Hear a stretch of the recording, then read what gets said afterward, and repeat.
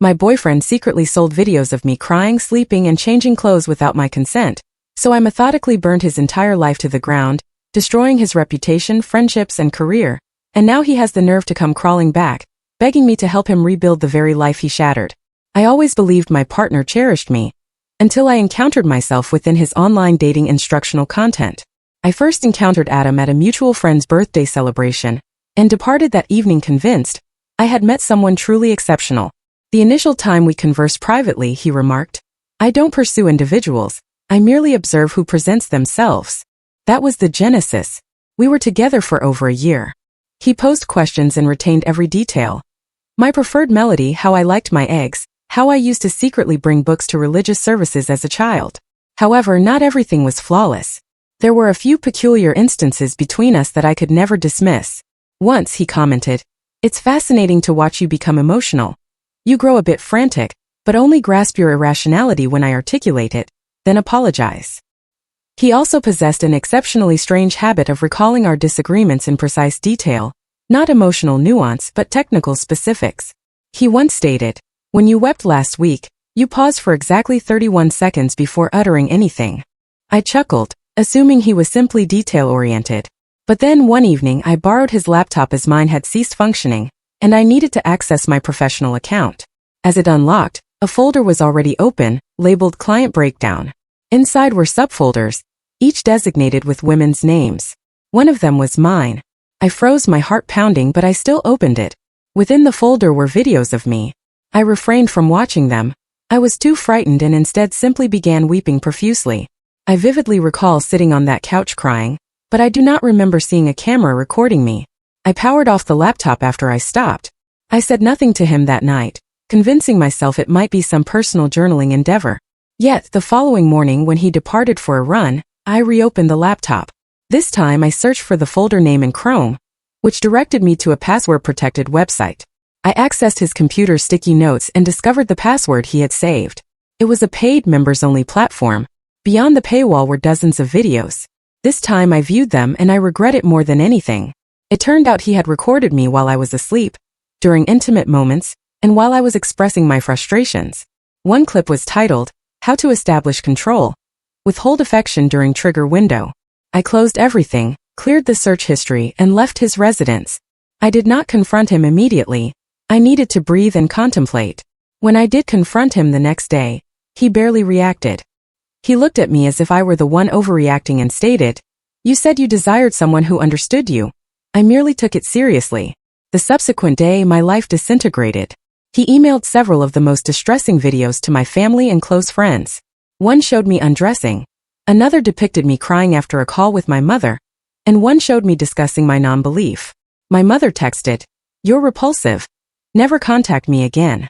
My brother wrote, "We warned you he was dangerous. You brought this upon yourself." My boss forwarded a video to HR. They requested a meeting, unsure if I was safe to have in the office, especially because Adam had framed it as if I had willingly recorded this and shared it. My entire life ceased functioning in under 48 hours. I attempted to mitigate the damage. I messaged my mother, but she did not respond. I emailed my sister, she never replied. I even telephoned my cousin, who declared, "You made your choices, we are choosing distance." I spiraled, crying until I vomited. Emily stayed with me for 2 nights and insisted we had to stop him. Fortunately for us, there was a way, because before deleting the search history, when I initially accessed the site, I had noted down the URL in my notes, as well as the passcode, meaning I could access it at any time. Emily helped me gather every video, and we began attempting to identify the other women in them, other girls he had been with. Most faces were blurred or angled away, but I recognized one. Her name was Claire. Adam and I had encountered her a few months prior at her workplace. He had told me she was his high school ex, so I contacted the store and obtained her information. I disclosed everything to her, and she inquired if there was a plan to dismantle him. We conversed for 2 hours. Then she stated she knew of 2 other former partners of Adam's. So another girl joined the chat, then another. By the end of the week, we had 5 women, all with their own accounts of emotional abuse and clandestine surveillance. Claire possessed proof he filmed her sleeping. Another girl had a voicemail from him admitting he had accidentally recorded something sensitive and asking her to be understanding about it. We presented everything to a lawyer. He stated we had grounds not just for emotional distress, but for illegal surveillance and distribution of intimate media without consent. We filed. Afterward, Adam attempted to reach out, claiming we were slandering him. He threatened to sue us back. He told one of the other girls he had supporters who would defend him. None of it mattered. The law was on our side. The judge did not permit the videos to be played in court, but he reviewed them, and when it was concluded, he ordered all content to be removed, the site shut down, and the hosting account blacklisted. After the hearing, my cousin texted me. She said, "I'm sorry everyone reacted how they did. If you ever need anything, I'm here." I replied, "Thank you." That was all. I never heard from the others again except for Claire. She messaged me a month later with a screenshot. His old domain now belonged to a wedding invitation company. I thought everything was finally over. But then I received a random message from someone I did not know, who had paid to see me cry. The message revealed one simple truth. It turned out Adam never deleted anything. I stared at my phone for what felt like hours. The message was from some random account with just a string of numbers for a username. They described a specific video of me having a breakdown after an argument with Adam, a video I thought was gone forever. My hands were trembling so severely I dropped my phone twice trying to call Emily. The screen cracked on the second fall. A jagged line splitting across the message like a warning. She came over right away. We sat on my couch while I showed her the message. The afternoon light filtered through my thin curtains, casting everything in a sickly yellow glow. Emily suggested we create a fake account to try to find out more. I was hesitant at first, but what choice did I have? I needed to know how bad this was. So we made up a name, Just in Time 94, and responded to the creep who messaged me. Each keystroke felt like I was opening a door I had tried desperately to keep closed. The individual sent back a link to a new site, different name, different layout, but the same content. Adam had just relocated everything. The site even had a relaunch special with discounted membership fees. I felt nauseous looking at the preview thumbnails. There I was sleeping, crying, changing clothes, all the moments I thought were private. My stomach churned as I recognized the pale blue walls of my old bedroom, the floral comforter my grandmother had given me for Christmas 3 years ago. Emily took screenshots of everything while I paced around my apartment. I couldn't sit still. The wooden floor creaked beneath my feet as I moved from window to window, pulling the curtains tighter. I kept thinking about all those strangers watching me at my most vulnerable moments, and my family still wouldn't communicate with me. My mom still believed I made those videos willingly. The last time I had called her, she had hung up before I could even explain. We contacted Claire immediately. She was furious. Her voice cracked over the phone, a mixture of rage and renewed trauma. She called the other women from our group, and within an hour we had a video chat going with all 5 of us.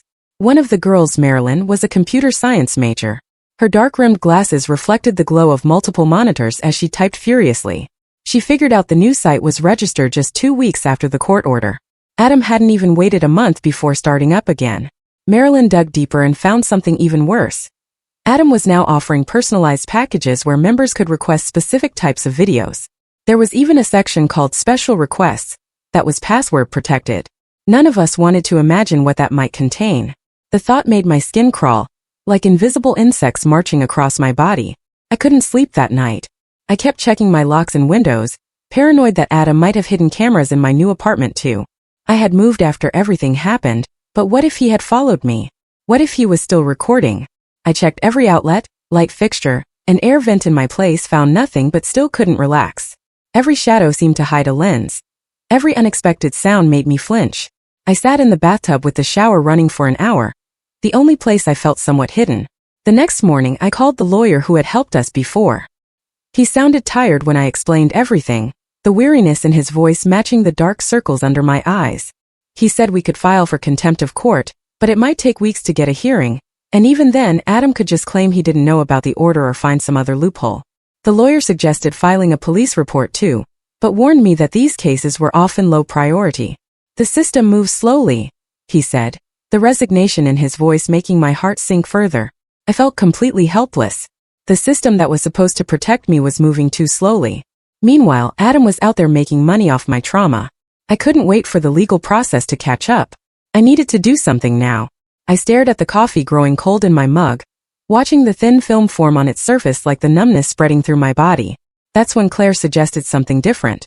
What if we infiltrate his site, get evidence of exactly what he's doing and who he's doing it with? It was risky, but it made sense. We needed concrete proof that Adam was knowingly violating the court order. Claire's usually soft voice had an edge to it now, hardened by months of fighting a system that seemed designed to protect people like Adam. So we came up with a plan. Marilyn would create a convincing fake profile. We'd pose as a potential business partner interested in Adam's methods. We'd record everything, gather evidence, and then bring it all to the authorities at once. Too much for Adam to deny or explain away. The idea of voluntarily diving back into Adam's world made me nauseous, but the alternative, doing nothing, was worse. I was terrified but determined. This man had already taken so much from me. My privacy, my relationship with my family, my sense of security. I wasn't going to let him keep profiting from my pain. I wasn't going to let him do this to anyone else. The memory of my mother's voice, cold and disbelieving, strengthened my resolve. No one forced you to make those videos, she'd said. If only she knew the truth. We spent the next few days setting up our trap. Marilyn created an elaborate digital footprint for our fake persona. Social media accounts, a basic website. Everything needed to look legitimate. She worked tirelessly. Her apartment transformed into a command center with empty energy drink cans and takeout containers piling up. Claire helped craft messages that would appeal to Adam's ego. Emily stayed with me for emotional support, sleeping on my couch and waking whenever I did, which was often. The whole time I kept thinking about how I'd missed all the warning signs with Adam. The way he studied me, the detailed observations, the emotional manipulation. I'd mistaken calculation for care. I wouldn't make that mistake again. I remembered how he'd comment on my expressions, noting how my left eyebrow twitched when I was upset, how my voice changed pitch when I was hiding something. What I thought was attentiveness had been research. Our fake persona was named Tyler Reed, a self-proclaimed relationship coach looking to expand his business. We gave Tyler a backstory about helping men understand female psychology. It made me sick typing those words, but we needed to speak Adam's language. Marilyn set up a basic website with stock photos and generic advice articles. She even created fake testimonials from satisfied clients. We spent hours selecting the right profile picture. A man attractive enough to seem successful, but not so perfect as to raise suspicion. We settled on a stock photo of a man with a confident smile and slightly graying temples. 3 days later, we were ready. I sat with Emily and Claire in my living room while Marilyn sent the first message to Adam through his site's contact form. The tension was palpable. Emily kept cracking her knuckles, a nervous habit she'd had since college. We kept it vague but intriguing, mentioning that we admired his analytical approach and wanted to discuss a mutually beneficial partnership. Then we waited, the ticking of my wall clock suddenly deafening in the silence. Adam responded within hours. He was cautious but interested. Asked for more details about Tyler's business. We sent back a carefully crafted email with just enough information to seem legitimate, but vague enough to make him curious. We included a link to the fake website. I recognized his writing style immediately. The measured tone, the strategic questions. It was the same approach he'd used when first talking to me, building trust before the betrayal. The next day, Adam suggested a video call. This was tricky. We couldn't show our faces, obviously. Marilyn came up with a solution. She set up a call to show only a static image of Tyler while claiming camera issues. She'd handled the voice part using a voice modulator app. We practiced for hours getting the tone right. Marilyn adjusted the settings repeatedly, finding the perfect balance between masculine and natural sounding. The call was scheduled for 8 p.m. We all gathered at Marilyn's apartment, huddled around her laptop but staying out of camera range.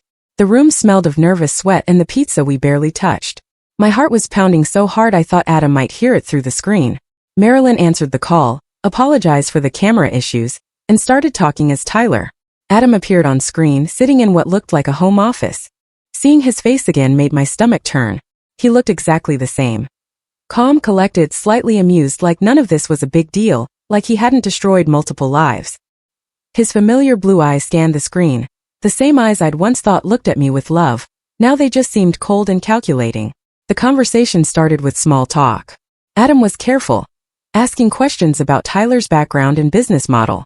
Marilyn handled it perfectly, giving just enough details to seem legitimate, while steering the conversation toward Adam's work. She complimented his website organization and content categorization. I watched Adam's expression soften at the praise, his ego clearly flattered.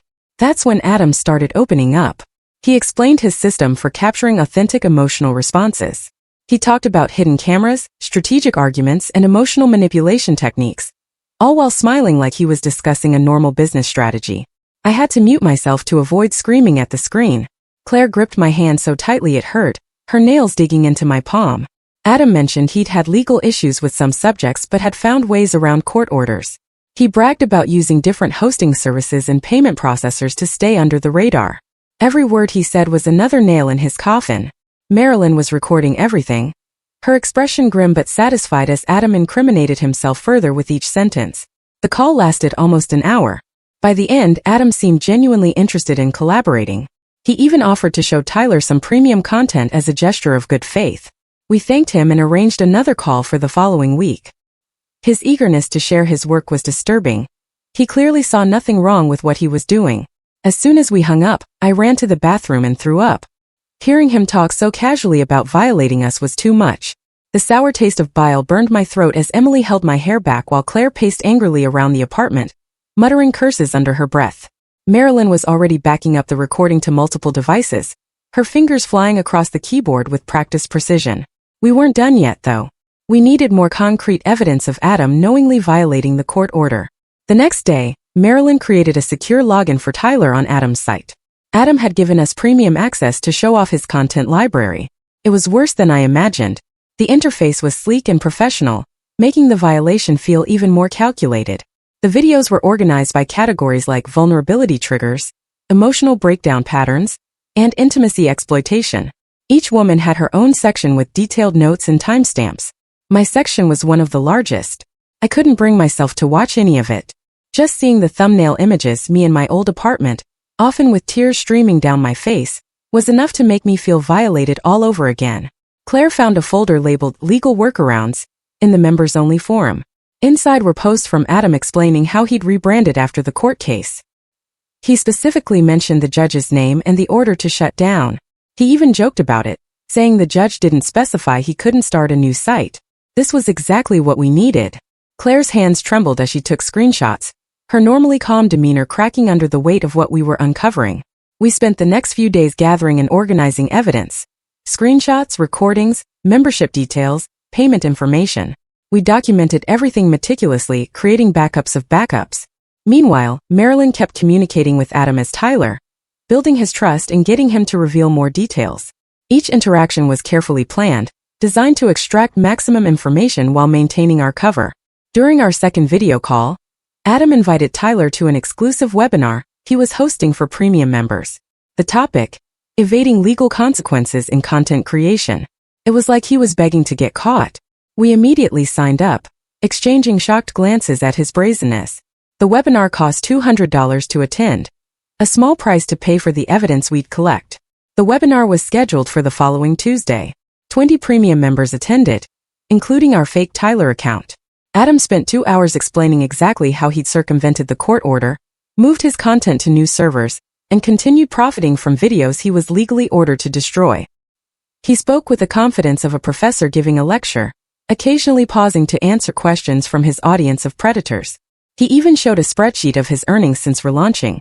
Over $40,000 in just 3 months. He bragged about how the women who sued him had moved on and weren't monitoring his activities anymore. I wanted to reach through the screen and strangle him.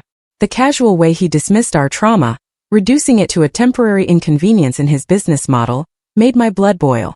Emily had to physically hold me back from shouting at the screen. The most disturbing part came at the end. Adam announced he was planning to expand his operation. He wanted to recruit other men to contribute content, creating a network of sites sharing similar videos. He called it emotional research for the modern man. I called it organized abuse. He outlined a revenue-sharing model and mentioned he was already in talks with 3 potential contributors. The thought of Adam's methods spreading like a virus made me physically ill. After the webinar, we had everything we needed. Clear evidence of Adam knowingly violating the court order, continuing to profit from illegal content, and planning to expand his operation. We compiled it all into a comprehensive file and sent it to our lawyer. The file was massive, over 2 gigabytes of damning evidence. Our lawyer called it the most thoroughly documented case of contempt he'd ever seen. The lawyer was impressed with our evidence, but still cautious about how long legal proceedings might take. That's when I received a Venmo request that changed everything. It was from Adam for $500 with a note: monthly silence fee, pay or everyone sees more. The notification popped up while we were all together. The cheerful Venmo sounded jarring contrast to the threat it contained. He was blackmailing me now. I showed the others. Emily was furious, her face flushing red as she paced the room. Claire was terrified it might happen to her next. her eyes darting to her own phone as if expecting a similar demand. Marilyn was oddly quiet, typing furiously on her laptop. After a few minutes, she looked up with a determined expression, her glasses sliding down her nose. "The legal system is too slow," she said. "But there are other ways to shut him down." She explained that with Adam's payment information from the Venmo request, she could trace his other financial accounts. She found his PayPal, Stripe, and even his bank's online portal. The blue light of her screen reflected in her glasses as she showed us what she discovered. We debated what to do next. Going back to court would take months. Meanwhile, Adam would keep profiting and possibly expand his network. We needed to hit him where it hurt immediately: his reputation and income. The four of us sat in a circle, voices hushed despite being alone in my apartment, weighing our options like generals planning a counterattack. That's when Claire suggested something bold. What if we turned the tables? Used his own tactics against him? We had recordings of him admitting to everything. What if those recordings found their way to people in his life? Her normally gentle eyes had hardened, the months of trauma and frustration crystallizing into resolve. I was hesitant at first. It felt like stooping to his level. But then I thought about all the women he'd hurt, all the women he was planning to hurt in the future. Sometimes fighting fire with fire is the only option when the house is already burning down. I remembered how he'd shown no mercy when sending those videos to my family, how he'd deliberately chosen the most humiliating moments to share. We spent the next day identifying key people in Adam's life: his employer, a marketing firm where he worked as a behavioral analyst, his landlord, his family members, his new girlfriend. Yes, he already had one. We found them all through social media and public records. Marilyn's research skills were impressive. Within hours, she had email addresses, phone numbers, and even home addresses for everyone in Adam's inner circle. Marilyn created a secure email account that couldn't be traced back to any of us. We carefully edited the webinar recording to include only the parts where Adam explicitly admitted to violating the court order and continuing to profit from illegal videos. We made sure no victims were identifiable. The editing took hours, each of us taking turns to review the footage, ensuring it was damning but ethical. We also included screenshots of his earnings spreadsheet and the legal workarounds forum posts. Everything was clear, concise, and damning. We wrote a simple email explaining that Adam was running an illegal site selling non-consensual intimate videos, despite a court order prohibiting it. We avoided emotional language, sticking to facts that could be verified independently. I hesitated before hitting send. This would destroy his life. But then I remembered how he destroyed mine without a second thought. How he'd sent those videos to my family and employer. How he turned my most vulnerable moments into entertainment. How he was still doing it. My finger hovered over the mouse button for a full minute before I finally clicked, sending our evidence into the world. The response was immediate. Within hours, Adam's girlfriend messaged the anonymous email, thanking us for the warning. She said she'd already noticed controlling behaviors and had been considering breaking up with him. Our evidence gave her the push she needed to leave immediately. She even offered to provide a statement if we needed one for legal proceedings. His boss responded next. A terse message saying they were investigating the allegations but appreciated the information. By the next morning, Adam's company profile had been removed from their website. A quick call to their reception desk with Emily posing as a potential client asking for Adam confirmed he was no longer with the company. We monitored social media and saw Adam's mother post a vague but telling status: heartbroken by betrayal from those you thought you raised right. His friends started unfollowing him one by one. His cousin, who I remembered meeting once at a barbecue, posted about being disgusted to share DNA with a predator. The ripple effect was spreading faster than we'd anticipated. 3 days after sending the emails, Marilyn discovered Adam's premium site was down. Not just temporarily. The entire domain had been deactivated. The payment processor accounts were closed too. He'd lost his income stream overnight. When we checked the backup domains he'd mentioned in the webinar, they were gone too. It was as if his digital empire had been wiped from existence. I should have felt victorious, but mostly I felt exhausted. This had consumed my life for weeks. I just wanted it to be over. I wanted to rebuild what I could of my life and move forward. The dark circles under my eyes had deepened, and I'd lost weight, my clothes hanging loose on my frame. The constant vigilance had taken its toll on all of us. That's when Adam called me. After months of no contact, his name suddenly appeared on my phone screen. My hands shook as I debated whether to answer. The others were watching me anxiously, Emily mouthing speaker as I nodded. I put the phone on speaker and answered without saying anything. The silence stretched for several seconds before he spoke. Adam sounded desperate, his voice, once so confident and controlled, now cracked with emotion. He asked if I was behind the emails. I didn't confirm or deny anything. He said he'd lost everything. His job, his apartment, his girlfriend. His voice cracked when he mentioned his parents had told him not to come home for Christmas. For a moment, just a moment, I almost felt sorry for him. Then I remembered the countless nights I'd spent terrified in my own home. I felt a strange mix of satisfaction and pity. I remembered feeling that same desperation when he'd sent those videos to my family, when my mother had disowned me, when my boss had questioned my character. I knew exactly how it felt to have your life collapse around you. The memory of my mother's voice, cold and dismissive, echoed in my mind. But unlike Adam, I hadn't deserved it. I told him I knew about the news site, about the Venmo request, about the webinar where he bragged about evading the court order. I told him I had everything documented and backed up in multiple locations. I told him if he ever tried to contact me or any of the other women again, if he ever tried to restart his site or share those videos, everything would get much worse for him. My voice was steady, stronger than I'd felt in months. He was quiet for a long moment. Then he asked what I wanted from him. It was such a telling question, still thinking in terms of transactions and leverage. I told him I wanted nothing except for him to disappear from my life completely. The others nodded in approval, Claire giving me a thumbs up as tears streamed silently down her face.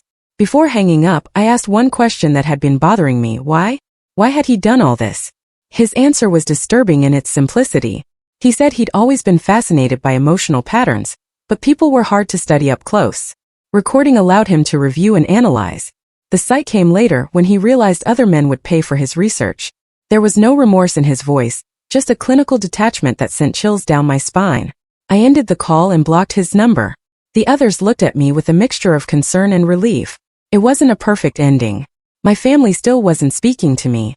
Those videos might still exist somewhere. But Adam's operation was shut down. His reputation was destroyed. His ability to hurt more women was severely limited. For the first time in months, I felt like I could breathe again. That night, I slept without checking my locks for the first time in months. I wasn't naive enough to think it was completely over. People like Adam don't change overnight. But the power balance had shifted. He knew we were watching. He knew we would act if he stepped out of line again. I fell asleep to the sound of rain against my window, no longer hearing threats in every drop. A week later, I received an unexpected text from my cousin Kathleen. She asked if we could meet for coffee. I was nervous but agreed. When we met, she seemed uncomfortable at first, fidgeting with her cup, the spoon clinking nervously against the ceramic. Then she showed me her phone. She'd received an anonymous email too, not about Adam, but containing the full context of what had happened to me. Her eyes, so similar to my mother's, were filled with tears as she reached across the table to take my hand. It was a small step, but maybe, just maybe, it was the beginning of healing.